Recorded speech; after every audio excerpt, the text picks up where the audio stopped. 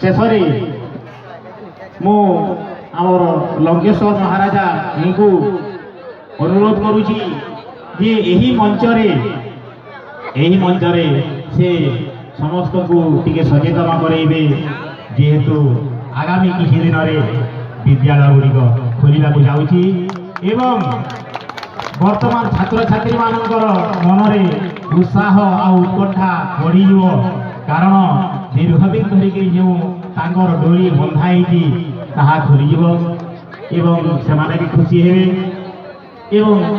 निहाती शिक्षक माने तथा जनसाधारण समस्ते खुशी होइजिबे आ एई जिनिसटा महाराज टिके घोषणा माध्यम रे टिके कहिदेबे आउ शेषरे मु आ गोटे जिनिस कहबी जे सम्मुख भाव ये जो कमिटी गठन होती ये यात्रा पाई बा ये जगन्नाथ मंदिर निर्माण पाई से कमिटीर मोर जो छात्र माने अछंती से मानकु आ गोटे जिनिस कहबी जे मंदिर को पूरा करबा पई आमे समस्ते टिके परिश्रम करिबा।